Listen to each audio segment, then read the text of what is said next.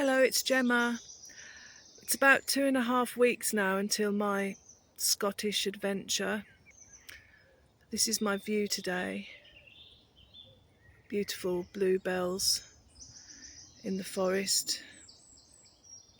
There's a little bridge there over the stream. And here's all my gear so far that I've got to take with me. Managed to carry it today. I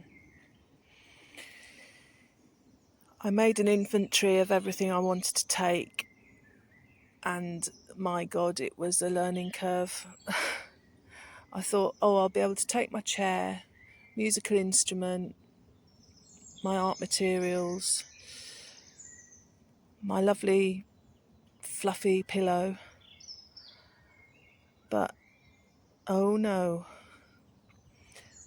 when you're planning to do a walking and wild camping excursion, multi-day, emphasis on the walking. I mean, walking is what it's all about. And I was putting more emphasis on the camping, which is important, but I think so long as you have the gear to be warm, well hydrated, and protected from the elements, that should be enough. But you ain't going nowhere if you can't move. And for the life of me, I don't know how people manage to get all their gear in a 48-litre bag. I see people with 48-litre and below for multi-day trips. And even without my chair, without my big tarp, a few other things I've left out, my bag's rammed. My 85-litre is absolutely rammed, and I haven't even got my clothes or my food in there yet. And I think partly it's to do with my sleeping bag is synthetic, so obviously it doesn't pack down as much as a down one would. And I've got an air mattress which is brilliant. It's wide and very comfortable, and it's important that I'm comfortable at night, well, to anybody. And it's not heavy, but it's cumbersome. And I guess I could try and compress everything a bit more. It would help if I had compression sacks, but I don't have many. I've got one for my sleeping bag, and the tent is fairly compressed. But I just don't have the money. As simple as that. I've sacrificed so much to buy this gear, so I'm going to have to just make the most of what I've got. I'm dehydrating food, which is very time consuming, but it's good fun. So I've got some mushrooms, bell peppers. That's what I got. Spinach, celery, broccoli. So I can have a little bit of nutrition. So I've got my bag, I've got my waterproof poncho, I've got a bowl to wash things in and to wash myself in, sleeping bag, tent, sleeping mat, first aid bag, a little bag that's, again, it's first aidy bits, sun cream, etc. That's going to be more to hand. It's going to be cold in Aberdeen apparently, so I've got all my puffy and down trousers, down slippers, hat, gloves, scarf, summer hat, ground sheet, a few bits of food for today, emergency shelter, inflatable pillow, sleeping bag liner, sit mat, a few guy lines and paracord, wash bag, deodorant and electrolytes, toothbrush stuff, my head torch, my stove, and a bag full of cooking stuff.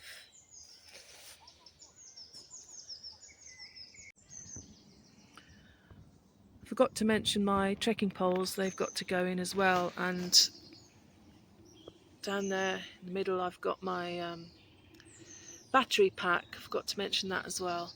Anchor, it's quite a powerful one, pretty hefty, but I need something powerful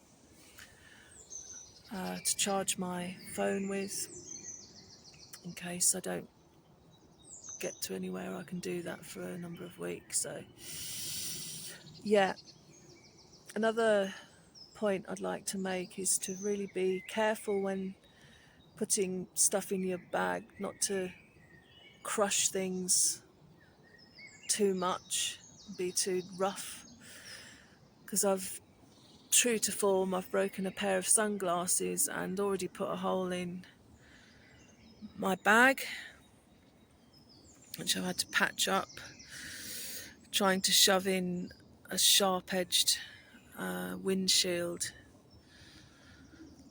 It's so difficult not to be hard on myself when I do these things. I think I've broken practically every bit of equipment I've ordered in some way, shape or form. But you learn every time, you learn a lesson every time, because this is far from easy, what I'm attempting to do. Today I might figure out how to use my Catadine water filter. There's a little stream here. I'll show you.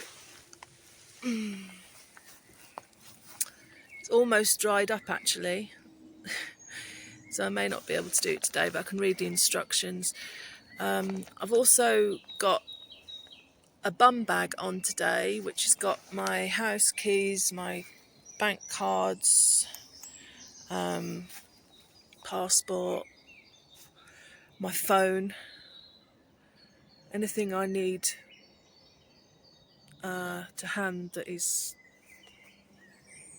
really important to have close to me, and also my security self-defense spray and a little knife. It's handy actually, because walking around you're not going to become disattached from these things. They're just permanently on your waist, so yeah. Again, I'm reminded why I'm doing all this today. I've been sat here for about 2 hours. I just feel so much better in myself, mentally and physically, just for being here in nature. Yeah, I'm boiling up some mac and cheese in my new Fire Maple 1 litre heat exchanging pot, which seems really good. I'm using an army surplus stove. I've also got an MSR which I'll bring with me just in case that stove conks out. I'm trying to bring 2 of all the most important items. For example, I'm bringing a water bladder, which isn't very heavy at all, just in case my water filter bag conks out. Also some water tablets. May take my other mobile phone just in case I lose this one or something.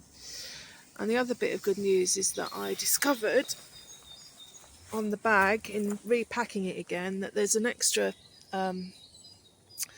compartment here at the bottom where I've managed to stuff a few things, giving myself a bit more space. So it's amazing what a little bit of perspective on a situation can do. This mac and cheese is really, really delicious. Highly recommend it. So that's the Wayfarer version.